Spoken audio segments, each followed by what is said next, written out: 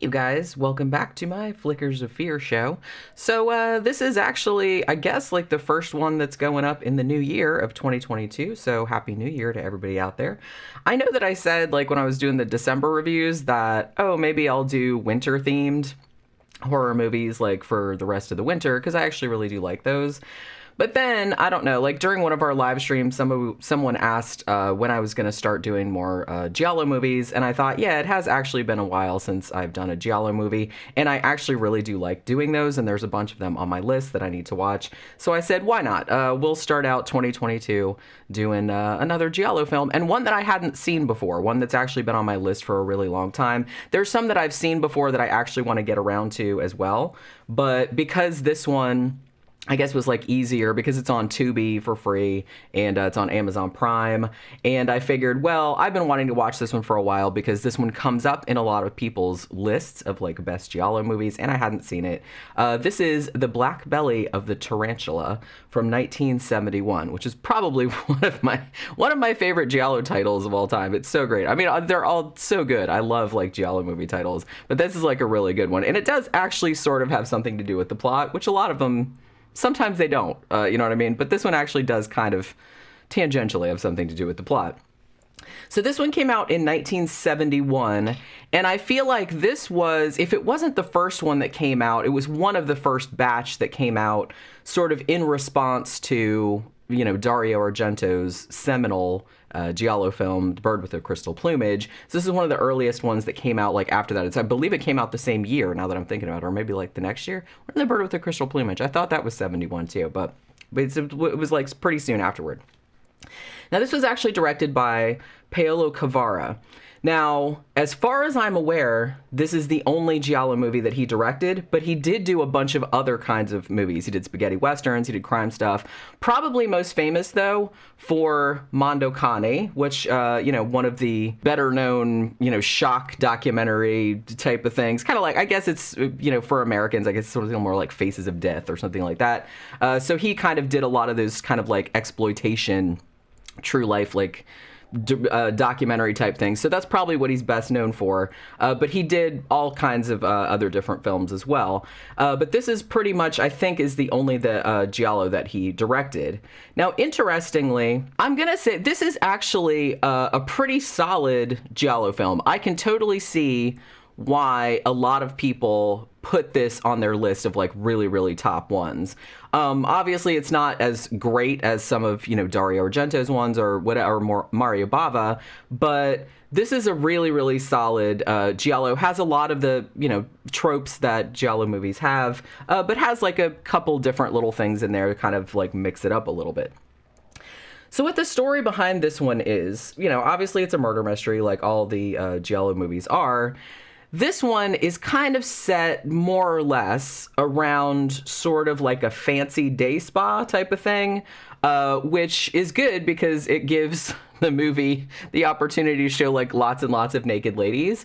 Interestingly, though, there is a lot of nudity in this, but it's not, you know, so it does have a little bit of that sleaze that we like so much, like from Giallo movies, but it's not as sleazy as some of the later ones, I feel like, because I know there was some that were like strip nude for your killer and ones like that were a little more on the sleazy end.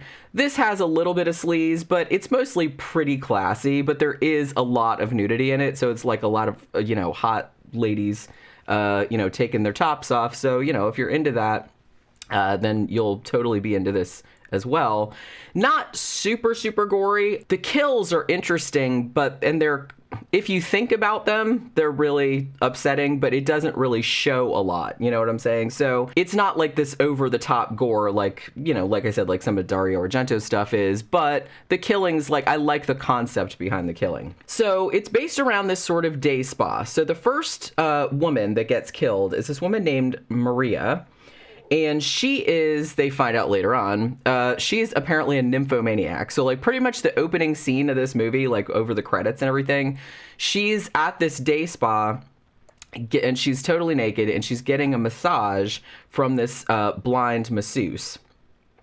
And then later on, she's in her house and she's kind of like awakened by a noise where like the dog is barking. And when she takes the dog out, the killer comes in and like ends up killing her. Now, the killer in this one looks pretty much like your standard Giallo killer, the black fedora, black overcoat, whatever. The only thing that's different is that instead of black gloves, he actually has like surgical gloves, which, was kind of an interesting touch. Now, what this killer does that's kind of makes him different from some of the other Giallo killers is that his thing is that he has like these big acupuncture needles. And there's actually a great scene of him kind of like, which is kind of funny when you think about it. There's like a scene of him with these acupuncture needles very meticulously putting the needle like over a flame, I'm guessing, to...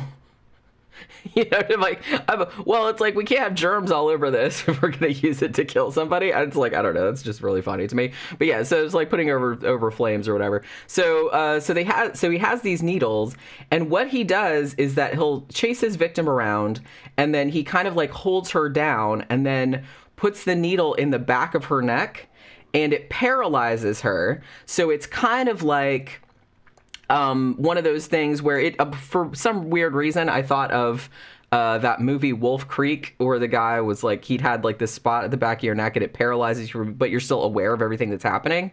He calls it head on a stick. So I guess it's kind of like that sort of thing where it like paralyzes the victim. So they're still conscious of what's going on, but they can't move or fight back or do anything. So they just have to lay there with their eyes open and watch as this killer essentially cuts open their stomach.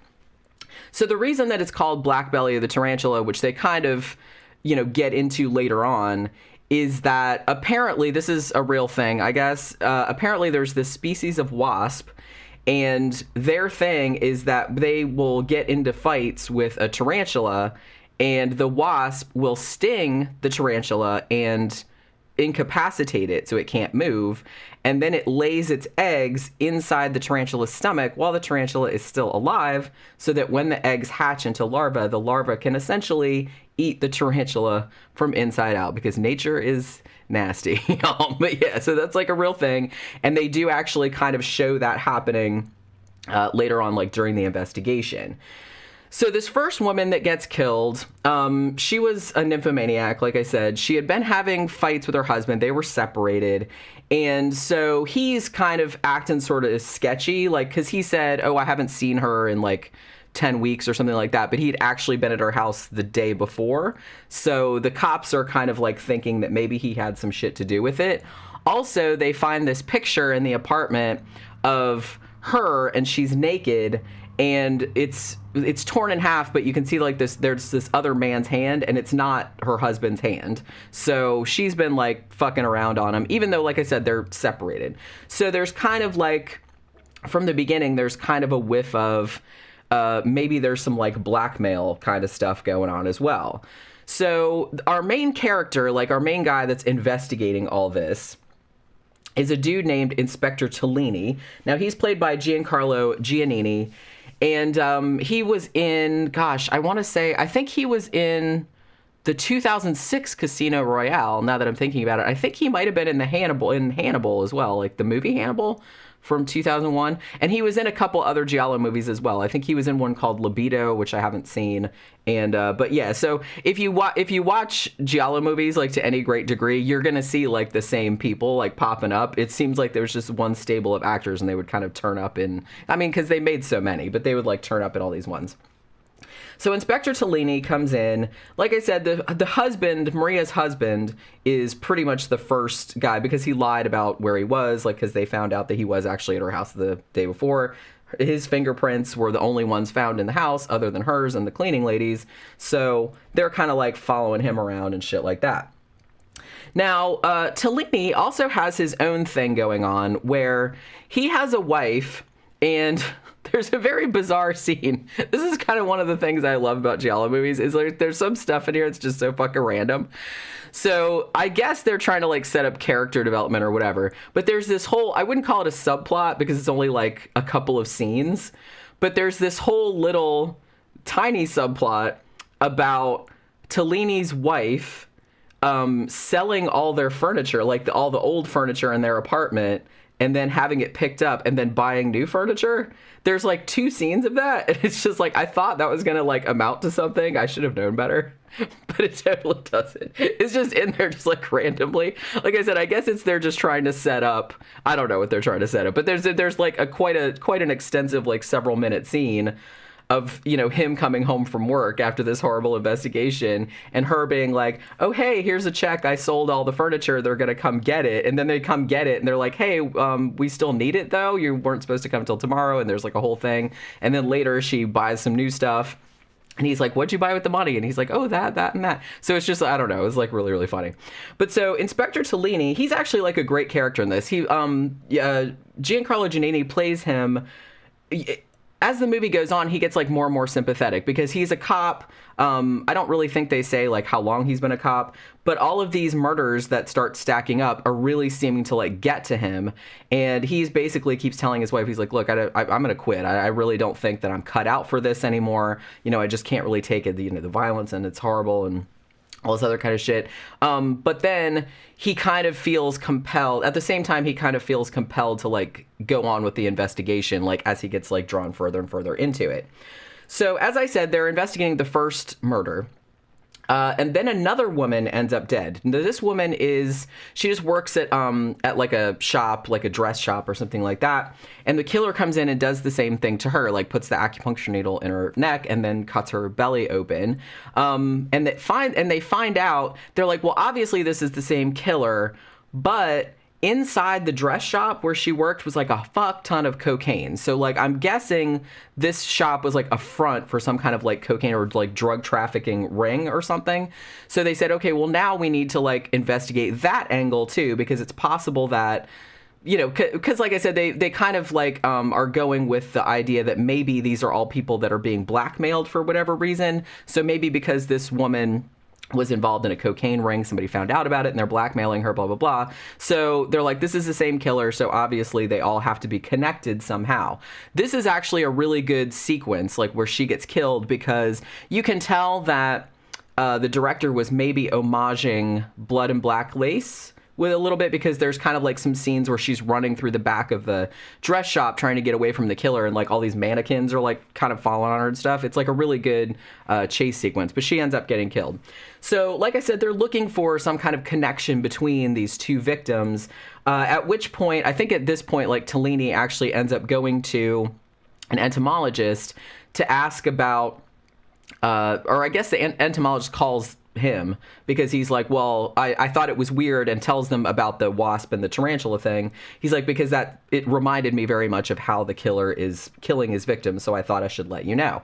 Now, while he's in the entomologist's office, interestingly, he notices that like all of these tarantulas that this guy has, they're in these little plastic boxes with what appears to be sand at the bottom, but then like when the cop like looks at it, he's like, yeah, that's not sand, that's cocaine. So there is like some more stuff about cocaine trafficking, but in a way, like the cocaine stuff and the blackmail stuff, it does play into sort of the larger mystery or the murder, you know, the series of murders, but not really. So a lot of it is just kind of like red herring type of stuff, which, you know, maybe might frustrate some people, but like I said, it's very common in Giallo movies to have all of these sort of subplots or all of these sort of motivations for the killer that turn out not to be the case, which I guess is kind of like a real investigation.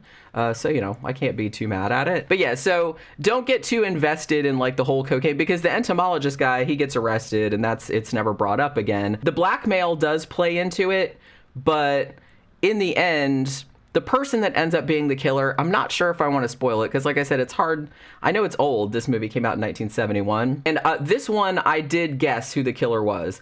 But you can't really guess who the killer is from the plot clues. You know what I'm saying? Because like I said, you're kind of all wrapped up in this, oh, it's like a cocaine ring or it's blackmailing, because they spent a lot of time on the blackmailing angle. Like all of these pictures, like somebody's going around, it's this woman, and she's the woman that runs the spa that we saw at the beginning, and she's going around taking pictures of people who are fucking around with their husbands or whatever, or wives or whatever, and blackmailing them. So all of the victims had that in common, but it doesn't really play into the killer's motivation. So you can't really guess. If you're just going by the plot beats, you're not going to figure out who the killer is. But I just figured out who the killer was because I just figured it was the least likely person, because there's a couple scenes in there that I was just kind of like, oh, that's got to be the killer then. Now, for a while at first, I thought that the killer was maybe a woman, because sometimes they'll throw that loop in there, like just to throw you off. But then, like, when I saw a couple of the shots and everything, I'm like, yeah, that's not a woman. That's not walking like a woman. It doesn't move like, he doesn't move like a woman. So it is a man, but I did kind of think that, like, for the first few minutes. But then after that, I started thinking, I bet it's this guy. And that's exactly who it was. And like I said, it sort of has to do with the blackmail shit, but not really. It's honestly, just like in a lot of Giallo movies, it honestly has something to do with more with like a psychosexual motivation, like a whole like impotence type deal. It has to do with that. So really the person that's killing the people, it's killing the women, it was more like an impotence, like, lashing out because they were impotent, and they hated women. And, the fact that they were being blackmailed, there was a relation, but it wasn't like exactly the same. So like I said, there's kind of like, so more women end up dead. Tellini is kind of like investigating all of these different things. There's actually like a really great, when they first find out who one of the blackmailers is, there's a really good extended like foot chase, which kind of reminded me of one, I think it was in The Cat o' Nine Tails, like the Dario Argento movie. And it kind of reminded me of that, of him like chasing one of the blackmailer people like around like on the roof of this tall building. And it's really great. It's like really shot really nice, and it's like really, really tense and everything. And then one of the people like ends up like falling off the building and shit like that. But it's really, really good. It's really well done. So there's a lot of really good scenes like that. As I said, this is not a real lurid one. It's not, I mean, the cinematography is really nice, but it's not kind of one of those like real, like super colorful or like super, it does have like a lot of those real early 70s like mod interiors with all those really weird shaped couches and lamps and round chairs that are like orange and shit like that. It does have a lot of that kind of stuff going on, but it's not like super colorful or super stylized. It's pretty naturalistic looking, but it's stylish though, not stylized, but just kind of stylish in a way that a lot of the movies from this era were. The score was actually done by Ennio Morricone, who did a lot of these. Score not super memorable, and it was actually, it's a little bit strange, the score for this one, actually. It sort of sounds like, it uses a lot of like women sighing in it in a very weird kind of way. It almost sounds like softcore porn music a little bit, which I guess maybe a lot of Giallo movies, their music sounds like that. But which it doesn't make much sense at the beginning, but then like later when you learn what the killer's motivation is, in a very like scene at the end, which is very much like the end of Psycho, where we're like explaining what the killer's motivation was. Which I don't mind that. It's, you know what I mean? But I'm just saying that was maybe an homage to that. So when you find out what the motivation was like the kind of sexy sounding music makes more sense. You know what I'm saying? But while you're watching the movie and you think this is all like a blackmail plot or drug trafficking or something like that, it doesn't make as much sense, even though there are a lot of like naked ladies in this. But yeah, you're seeing like a lot of the same people turning up in this. I mean, pretty much everybody that's in this you will recognize from probably some other Giallo movies. There's actually a guy in this who works at the spa, who is kind of like, he says he's a waiter, but I guess he's basically like a gopher person. And he's playing, this is another thing that happens in a lot of Giallo movies where they have like the token gay that's like way campy and like over the top. So he's playing that kind of character. He was also in The House with the Laughing Windows, which actually is an excellent Giallo. If you haven't seen that one, I'll probably get around to that one of these days too, because I really, really like that movie.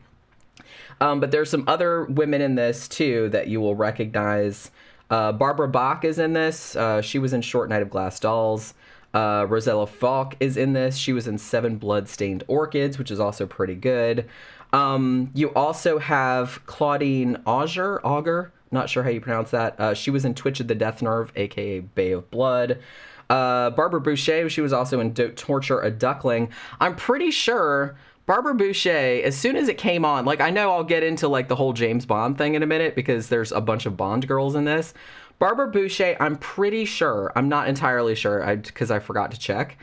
I recognized her. She's like the first victim. She's the first woman that gets killed. And as soon as I saw her face, I said, oh my God, that's Baby Woman from Agent from Harm, which is like this really cheesy like spy knockoff movie. I saw it on Mystery Science Theater. That's why I call her Baby Woman, because I saw it on Mystery Science Theater, and that's what they called her, because she has like a very like babyish, like this kind of like angelic, beautiful face. And so they called her Baby Woman the whole time. And as soon as I saw her, I was like, oh my God, it's Baby Woman. But I'm pretty sure it is her, yeah. But she was also in Don't Torture a Duckling, the Lucio Fulci Giallo movie. And you also have Silviano Tranquilli, who I think plays the first victim's husband, if I'm not mistaken. He was in The Bloodstained Butterfly, which is also pretty decent. But yeah, there's just all kinds of people from other Giallo movies. And as I said, there's also there's three Bond girls in this. Barbara Bouchet, who I just mentioned, was in, she played Moneypenny, I think, in the original Casino Royale from 1967. Barbara Bach, who has also been in some other Giallo movies, but she was also in The Spy Who Loved Me. And Claudine Auger, or Auger, I'm not really sure.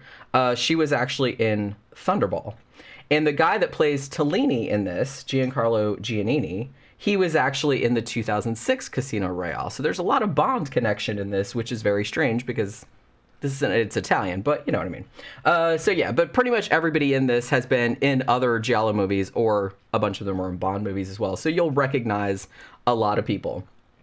So, as I said, this is actually, I can see why this turns up in a lot of people's like top 10 lists. This is a real solid, it's not my favorite. It's not as crazy or lurid or anything like that. The kills are cool for the concept, but they're not real graphic. They're bloody, but they're not gory.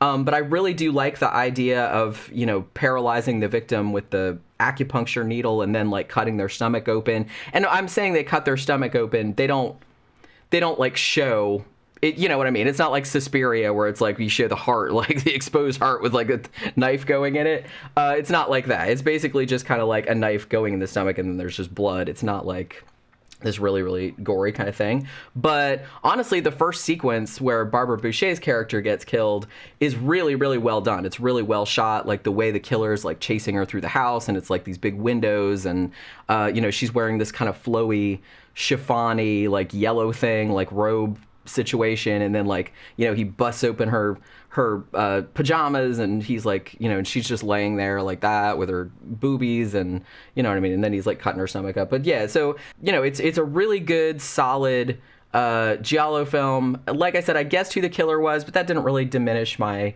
enjoyment of it. It does go off on a lot of weird tangents. Like I said, the whole thing about the furniture being sold. There's a very strange scene where the killer or the blackmailer, I guess it's the blackmailer, videotapes or records from like across the street, records Tellini having sex with his wife, and then leaves it for the police to find. So then like all the cops are watching it and they're all like snickering. And I was just kind of like, I was like, he's having sex with his wife. It's not like he was having sex with a goat or, or he was cheating on her or something like that. It's like, so I just thought that was very, very weird. And he's just like sitting there the whole time going, oh my God, this is so embarrassing. And, you know what I mean? It's just like there's weird shit like that. It's not funny. It doesn't really have any funny kind of stuff in it. The only really kind of sop to comedy, I guess, would be, the token gay character. But he's only in it for like a second or two, and it's not real over the top.